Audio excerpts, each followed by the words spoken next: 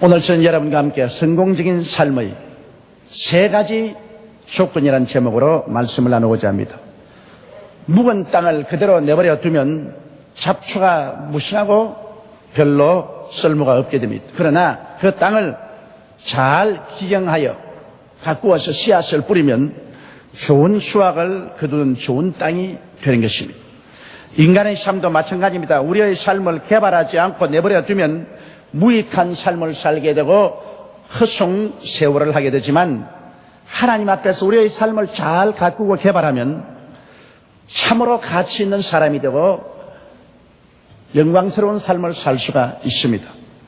저는 오늘 하나님 앞에서 우리의 삶을 성공으로 이끄는 세 가지 조건에 관해서 성경이 가르쳐 주신 대로 여러분과 함께 진리를 깨달아보고자 합니다. 첫째로, 모든 삶의 성공은 우리의 가슴 속에 주어진 꿈으로부터 출발합니다. 꿈은 내일의 성공을 잉태한 어머니와 같습니다. 여러분, 이 세상에 태어난 사람치고 어머니 없이 생명에 태어날 수 없는 것 같죠. 꿈이 없이는 아무것도 산출할 수가 없습니다. 어머니가 어린애기를 잉태하고 산출한 것처럼 우리는 꿈을 잉태하고 그 다음엔 꿈을 태어나게 하는 것입니다. 그러므로 꿈이 없는 사람은 내일이 없는 사람인 것입니다. 그렇기 때문에 성경에는 꿈이 없는 백성은 망한다, 그렇게 말하고 있는 것입니다. 우리가 성경 보면 아브라함은 75세까지 이름도 없는 사람이었어요. 그가 75세 동안 뭘 했는지 성경에는 전혀 기록하고 있지 않습니다. 왜냐하면 그는 아무런 생산적인 삶을 살지 않았습니다. 75년 동안 그의 삶은 무익한 삶을 살았으며 허송하는 세월을 지냈었습니다. 그런데 그 나이가 75세가 되었을 때 그에게 영광의 하나님이 나타나셨습니다. 그래서 75세 된 아브라함에게 장엄한 꿈을 하나님이 허락해 주셨습니다. 창세기 12장 1절로 4절에 보면 야훼께서 아브라함에게 이르시되 너는 너희 본토 친척 아비 집을 떠나 내가 네게 지시할 땅으로 가라. 내가 너로 큰 민족을 이루고 네게 복을 주어 내 이름을 창대케 하리니 너는 복의 근원이 될지라. 너를 축복하는 자에게는 내가 복을 내리고 너를 저주하는 자에게는 내가 저주하리니 땅의 모든 족속이 너를 인하여 복을 얻을 것이니라 하신지라. 이 아브라함이 야훼의 말씀을 쫓아갔고 롯도 그와 함께 갔으며 아브라함이 하란을 떠난 때 그 나이 75세였더라. 그는 75세가 되어 비로소 하나님 앞에서 장엄한 꿈을 받고 그의 인생은 새 출발을 했습니다. 꿈도 없고 환상도 없이 허송세월하던 그의 본토 친척 아비 집을 떠나서 하나님이 주신 꿈을 가슴에 품고 그는 가나안 땅을 향해서 나아가는 것입니다. 하나님께로부터 꿈을 받자 그는 꿈을 잉태한 사람이 되고 말았습니다. 그리고 그 꿈은 그의 전 생애를 변화시키고 말았습니다. 아브라함의 인생에는 많은 기복이 있었습니다. 성공도 있고 실패도 있고 슬픔도 있고 기쁨도 있고 고난도 있고 영광도 있습니다만 그의 전 생애를 그는 가슴 속에 품은 그 꿈으로 말미암아 변화를 받고 그의 삶 일관해서 그 꿈이 아브라함의 생애를 만들어갔습니다. 결국에는 그는 유대인의 조상이 되고 믿음의 조상이 되고 위대한 하나님의 일꾼이 되었던 것입니다. 모세도 보십시오. 모세는 40세 혁명을 일으켜서 이스라엘을 애굽에서 구원하려 하다가 실패하고 그런 애굽에서 도망을 갔어. 미디안의 추장 이드로의 사위가 되었어.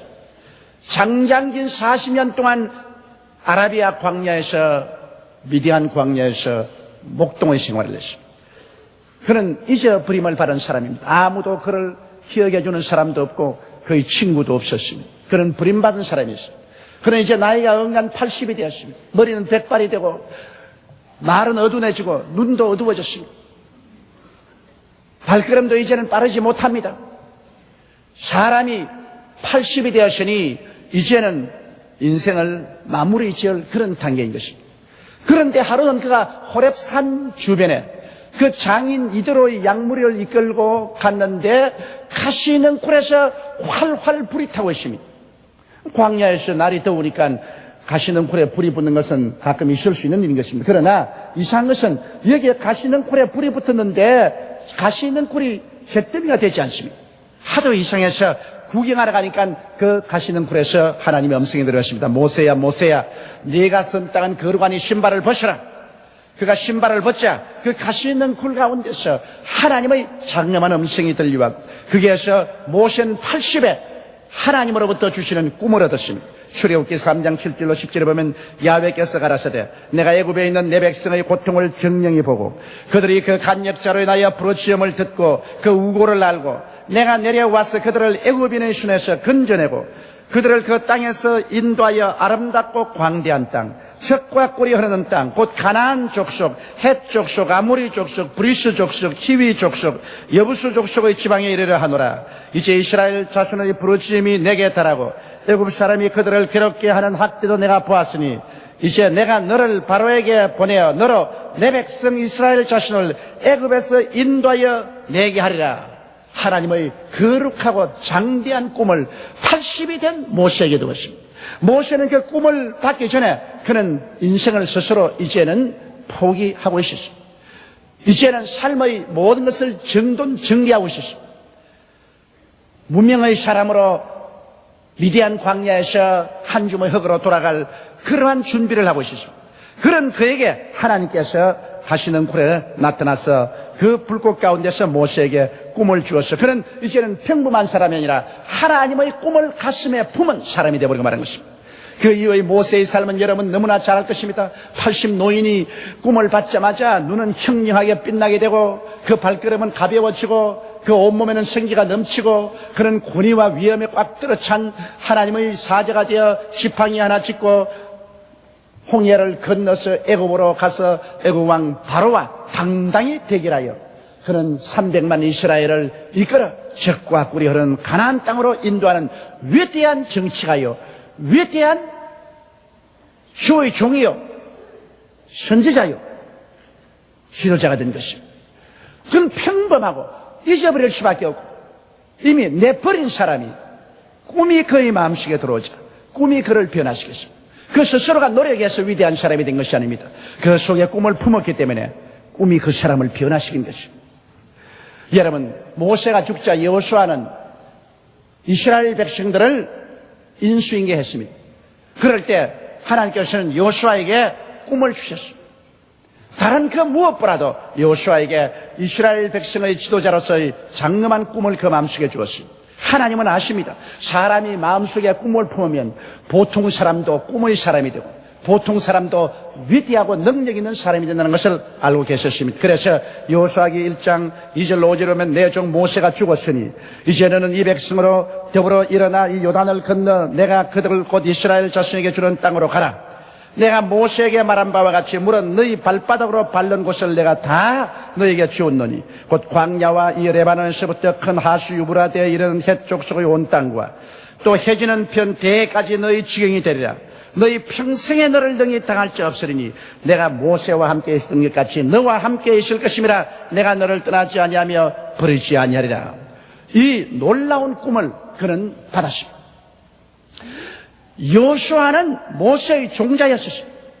그러나 그가 하나님께로부터 이 꿈을 받자 그 꿈이 여호수아를 모세의 후계자로 만들어버리고 말한 것입니다.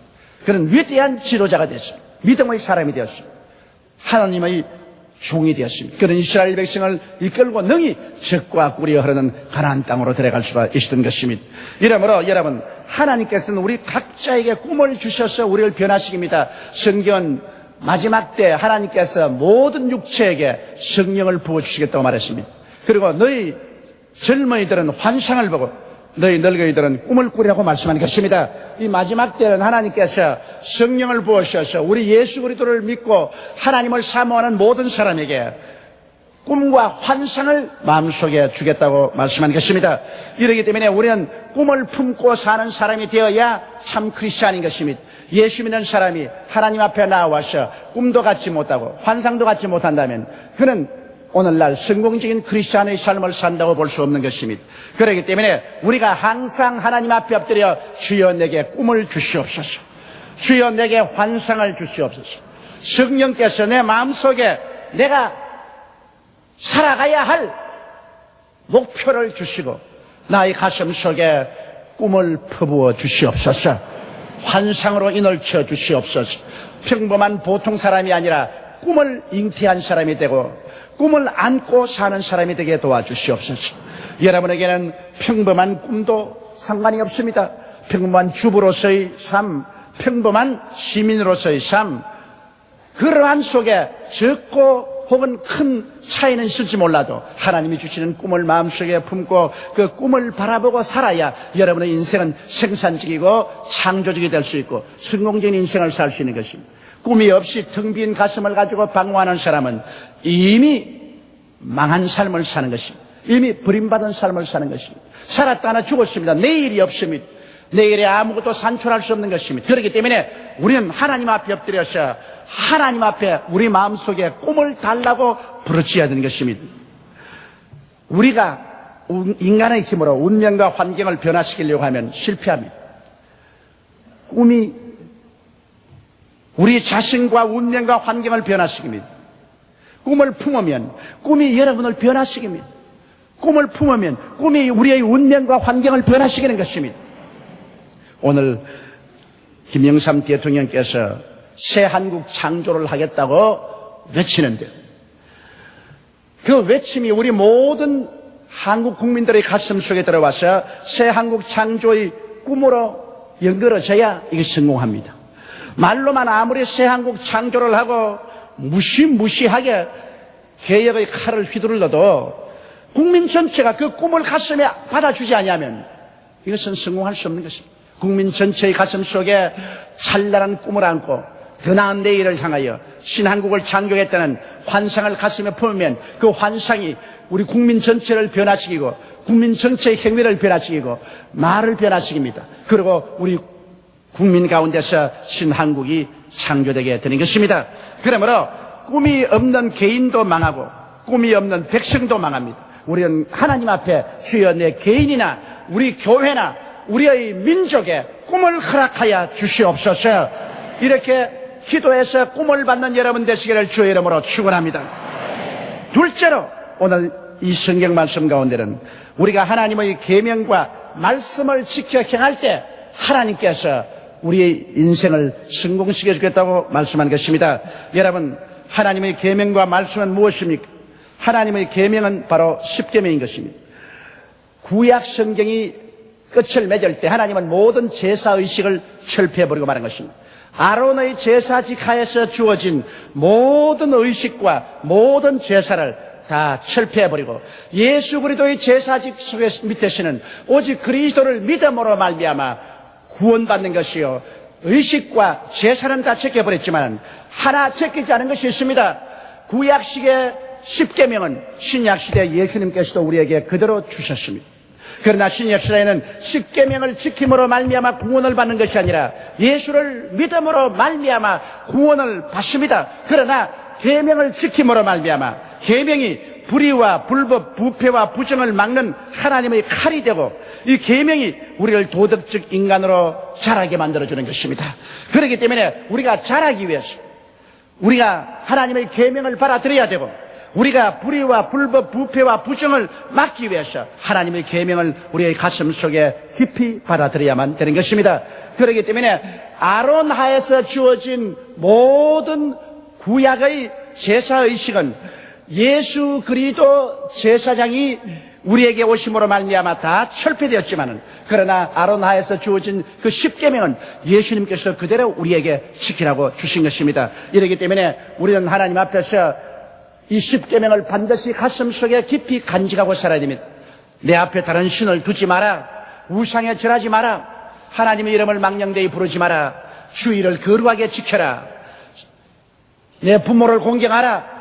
살인하지 말라. 간음하지 말라. 도둑질하지 말라.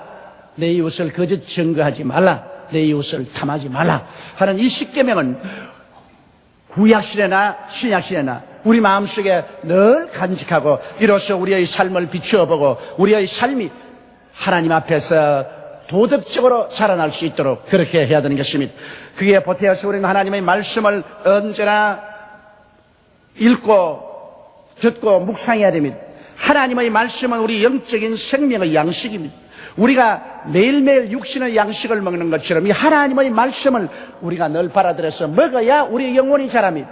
사람이 떡으로만 살 것이 아니요 하나님의 입으로 난 모든 말씀으로 살 것이라 했습니다. 이 말씀을 먹어야 우리의 영혼이 삽니다. 그리고 이 말씀을 통하여 우리는 하나님의 교훈을 받고 하나님의 지혜와 하나님의 지식과 하나님의 능력을 받게 되는 것입니다. 이러기 때문에 사람이 어디에 가서 하나님의 지혜와 지식과 총명을 얻을까요? 하나님 말씀에서 얻을 수 있는 것입니다. 그렇기 때문에 하나님의 계명과 말씀이 우리의 생활 속에 생활화하기 위해서 우리는 항상 하나님의 계명과 말씀을 묵상하고 우리가 씹어봐야 되는 것입니다. 우리가 음식을 먹을 때 그냥 맛도 안 보고 그냥 먹어버리면 안 됩니다. 음식을 많이 씹어야 음식 맛도 알고 음식이 소화도 잘 되는 것처럼 우리는 계명을 늘 마음속에 묵상하고 하나님 말씀을 늘 마음속에 묵상하고 영적으로 씹어봐야 되는 것입니다.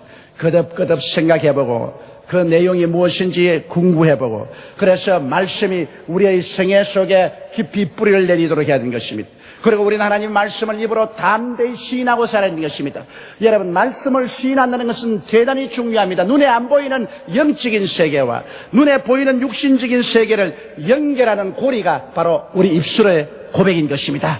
말씀을 통하여 눈에 안 보이는 영적인 하나님의 능력이 눈에 보이는 현실로 나타나는 것입니다. 하나님께서 빛이 있으라 말씀하시며 말씀이 하나님의 능력과 눈에 보이는 세상의 고리가 되어서 빛이 생겼습니다. 온 천하의 물이 한 곳으로 모이고 육지가 드러나라. 하나님 말씀하시며 하나님의 능력이 그 말씀을 타고 말씀의 고리로서 우리의 현실과 연결되어서 육지가 나타나게 된 것입니다. 예수님께서도 말씀으로 죄를 용서해 주신 내 죄사함을 받았나니라. 말씀으로 귀신아 나가라. 말씀으로 너의 침상을 걸머쥐고 집으로 들어가라. 그 다음 말씀으로 고요하라 잠잠하라. 파도를 잠잠케 하시며 나사로야 나오라고 할 때 말씀이 고리가 되어서 하나님의 눈에 안 보이는 능력이 눈에 보이는 현실로 나타나는 것입니다. 그렇기 때문에 우리는 항상 말씀을 입술에서 떠나지 말고 입술로서 시인해야 하나님의 능력이 여러분 현실 속에 나타나게 되는 것입니다. 말씀을 저버리면 하나님의 능력도 저버리게 됩니다. 부정적인 말을 자꾸 고백하면 마귀의 세계를 현실적인 나의 삶 속으로 연결해 주는 것입니다. 그래서 도적질 당하고 죽임을 당하고 멸망을 당하는 슬픔을 얻게 되는 것입니다. 이러므로 말씀을 강하게 여러분께서 믿고 입술로 긍정적인 하나님의 말씀을 시인하게 되시기를 주의 이름으로 축원합니다. 그리고 말씀을 여러분 실천하고 여러분 생활 속에 살아야 됩니다. 말씀이 가르치는 대로 우리가 실천하고 현실 속에 살아가면 이러한 사람하고 하나님이 같이 하십니다. 주님께서 오늘 읽은 이 성경 말씀에 약속한 것처럼 이렇게 하면 너희 모든 삶이 형통하리라고 말한 것입니다. 어디로 가든지 너희가 성공하리라고 말씀하고 있는 것입니다. 셋째로 우리는 하나님을 믿고 강하고 담대한 마음을 버려서는 안 됩니다. 모세가 가데스 바네아까지 왔을 때 12명의 이스라엘 정탐꾼을 40주 40야 가나안 땅을 정탐하고 돌아오라고 보낸 것입니다. 그런데 그 중에 10명의 정탐꾼은 겁을 집어먹고 사물을 봤습니다. 그들은 40주 40야를 가나안 땅에 가서 보면서 마음에 겁이 딱 질려서 보았습니다. 그러나 그 중에 여호수아와 갈렙은 마음에 강하고 담대한 마음을 가지고서 사물을 보았습니다. 그들이 40일 만에 돌아와서 기다리는 이스라엘 진에 와서 보고할 때 겁을 집어먹고 본 사람들은 겁에 질린 소리만 했습니다. 우리가 가보니 그 땅은 주민을 삼키는 땅이요 산은 높고 골은 깊고 성벽은 하늘을 찌를 것 같은데 그곳에 사는 사람은 아낙자슨 후손 네피림의 후손 대장부들이라. 우리가 그 땅을 점령하지 못할 것이다. 우리의 처아들이 포로로 잡히고 우리는 다 죽임을 당할 것이다.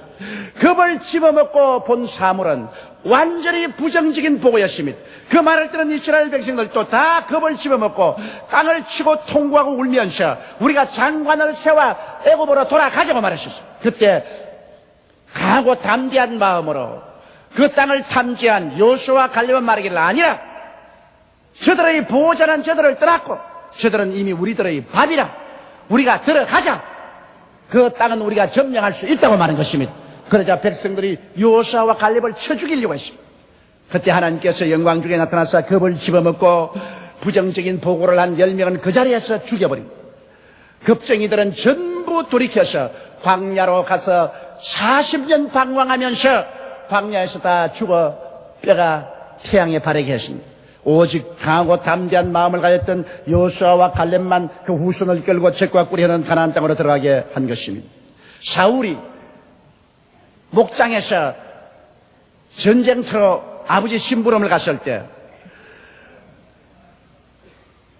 블레셋 군대 중에서 골리앗이라는 사람이 나와서 전쟁을 돕고는데 그가 키가 장대하고 큰 장사였었어요. 모든 이스라엘 군인들이 그를 보고 기절초풍을 했어요. 겁을 집어먹고 골리앗이 나오기만 하면은 모두 다 흙더미 뒤에 바위 뒤에 숨는다고 정신이 없었어요. 그들은 다 할례바는 하나님의 군대였습니다만 또 하나님께서 그들과 같이 계셨습니다만 사울의 군인들은 골리앗의 모습과 협박에 기가 꺾이고 겁을 잔뜩 집어먹고 그래서 그들은 기진맥진했습니다. 그러나 여기 조그마한 목동인 다윗은 마음에 강하고 담대했습니다. 그는 아버지 양을 칠 때 사자도 쳐서 죽인 경험이 있고 곰도 쳐 죽인 경험이 있습니다. 그는 하나님을 의지하고 하나님을 바라고 환경을 바라보지 않고 강하고 담대한 믿음을 가지고 있습니다. 그래서 그가 사울에게 자진해서 골리앗을 대항해서 나가겠다고 했습니다. 이스라엘의 모든 역전의 용사가 못하는 것을 그는 마음에 강하고 담대하여 하나님을 의지했기 때문에 하나님과 함께 나가서 골리앗을 쳐 죽이고 그런 위대한 승리를 이스라엘에 가져올 수가 있는 것입니다. 이러므로 우리가 여러분 신앙생활할 때 강하고 담대한 마음을 버리면 안 됩니다. 성경은 너희 담대함을 버리지 말라 이것이 큰 상을 얻는다고 말한 것입니다. 우리의 운명이나 환경을 바라보고 위축되어서 겁을 집어먹고 뒤로 물러가고 부정적인 마음을 하면 그 사람은 벌써 하나님이 버린 것입니다. 기드온이 용사를 택할 때 하나님께서 2만여 명의 사람들이 모였을 때 이 중에 두려워하는 사람은 다 돌아가라고 말했습니다. 왜냐하면 두려워하는 사람은 하나님께서 사용할 수 없습니다. 하나님이 주시는 마음은 두려워하는 마음이 아닌 것입니다. 우리가 강하고 담대한 마음을 얻기 위해서 어떻게 해야 될까요? 마음에 책망할 것이 없어야 마음이 강하고 담대합니다. 마음에 죄책이 있고 숨긴 죄가 있으면 강하고 담대해질 수 없습니다. 요한 1서 3장 21절로 22절에 사랑하는 자들아 만일 우리 마음이 우리를 책망할 것이 없으면 하나님 앞에서 담대함을 얻고 무엇이든지 구하는 바를 그에게 받나니 이는 우리가 그의 계명들을 지키고 그 앞에서 기뻐하시는 것을 행함이라고 말한 것입니다. 우리가 그러므로 마음에 감추인 죄악을 다 회개하고 통회하고 잡아가면 마음에 성령이 충만하고 강하고 담대해지는 것입니다. 또한 우리가 하나님의 사랑을 체험할 때 마음이 강하고 담대해지는 것입니다. 하나님의 사랑이 내 마음에 부음받으면 내 마음속에 염려 근심이 사라지고 강하고 담대하게 됩니다. 요한일서 4장 16절로 21절에 하나님이 우리를 사랑하시는 사랑을 우리가 알고 믿었노니 하나님은 사랑이시라. 사랑 안에 거하는 자는 하나님 안에 거하고 하나님도 그 안에 거하느니라. 이로써 사랑이 우리에게 온전히 이룬 것은 우리로 심판날에 담대함을 가지게 하리 함이니 주의 어떠하심과 같이 우리도 세상에서 그러하니라. 사랑 안에 두려움이 없고 온전한 사랑에 두려움을 내어 쫓나니 두려움에는 형벌이 있음이라. 두려워하는 자는 사랑 안에서 온전히 이루지 못했느니라. 그렇게 말했습니다. 우리가 하나님의 사랑을 체험하면 우리 마음속에 강하고 담대하게 되는 것입니다. 모든 두려움이 내어 쫓기는 것입니다. 어떻게 해서 여러분 우리가 하나님의 사랑을 체험합니까? 우리가 하나님께 부르짖어 기도해서 하나님의 성령이 충만해지면 하나님의 성령으로 말미암아 하나님의 사랑을 우리 가슴 속에 부어주시는 것입니다. 성령 충만하지 않고 하나님의 사랑을 체험할 수 없습니다. 그러나 성령이 오시면 하나님의 사랑이 우리 마음속에 부은받고 하나님이 나를 사랑하는 것을 알고 내가 하나님께 사랑받는 것을 알게 되면 강하고 담대하게 되는 것입니다. 하나님이 나를 위하시면 누가 나를 대적하리요? 그 아들을 아끼지 않고 나에게 주시니가 그 아들과 함께 무엇을 선물로 주지 아니하시겠느냐? 우리는 강하고 담대해질 수가 있는 것입니다. 그 다음엔 또 우리가 하나님의 뜻을 알고 살 때 강하고 담대해지는 것입니다. 하나님의 뜻이 무엇인지를 알고 하나님의 뜻대로 행할 때는 하나님이 같이 계십니다. 내가 하나님 심부름을 합니다. 하나님이 시키는 일을 합니다. 하나님이 내 배후에 계십니다. 누가 하나님을 감히 대적할 수 있겠습니까? 내 뜻대로 하면 몰라도 하나님 뜻대로 살 때 우리는 마음이 강하고 담대해질 수 있는 것입니다. 그러나 무엇보다도 우리는 부정적인 생각이나 환경을 바라보지 말아야 됩니다. 마음의 스위치를 언제나 어두운 데로 돌리지 말고 하나님의 능력과 하나님의 기적을 향해서 스위치를 돌려놓아야 되는 것입니다. 마음을 자꾸 부정적인 곳에 돌리면 아닙니다. 마귀가 와서 자꾸 속살거리는 부정적인 생각과 부정적인 말과 불안과 공포에 대한 말에 귀를 기울이고 그 마귀의 생각으로 마음에 채워놓으면 우리는 강하고 담대한 마음을 다 빼앗깁니다. 그러나 우리의 귀를 하나님께로 향해서 하나님 말씀을 듣고 우리의 눈을 하나님께 바라보고 우리의 마음의 스위치를 단호하게 하나님께로 향해서 긍정적이고 적극적이고 창조적이고 생산적인 그 말씀에 돌려놓으면 여러분 마음이 강하고 담대해질 수가 있는 것입니다. 마음에 나는 강하고 담대하겠다. 나는 두려워하지 않는다. 나는 놀라지 않는다. 나는 무서워하지 않는다. 나는 하나님을 의지하고 나가겠다는 마음의 결정이 필요한 것입니다. 그래서 눈에 아무 증거 안 보이고 귀에는 아무 소리 안 들리고 손에는 잡히는 것 없어도 하나님을 의지하고 용감하게 행할 때 하나님께서 이런 사람에게 복을 주시는 것입니다. 누구든지 하나님 앞에서 꿈이 있고 말씀이 있고 흔들리지 않은 강하고 담대한 마음이 있어 앞으로 전진해 나가면 가나안 땅은 정복되고 골리앗은 패하고 승리와 영광은 다가오게 되는 것입니다. 이러므로 오늘 이 시간 이 세 가지 사항을 우리 마음속에 깊이 기억하고 이 세 가지 사항을 하나님께 늘 구하십시오. 하나님이 이를 통해서 여러분과 나의 삶을 위대한 성공으로 이끌어 주실 것입니다. 우리 다 같이 고개 숙여 기도드리겠습니다. 전능하시고 거룩하신 하나님 우리 아버지, 이 말씀으로 말미암아 우리 모든 행하는 일에 형통하게 되게 하여 주옵소서. 우리 아버지, 이 세상에는 부정적인 것 많습니다. 우리에게 불안과 공포와 절망을 가져주는 환경이 많습니다. 그런 것 바라보지 말고 하나님을 바라보고 굳세게 하나님의 손을 의지하고 강하고 담대한 마음을 품게 도와주시옵소서.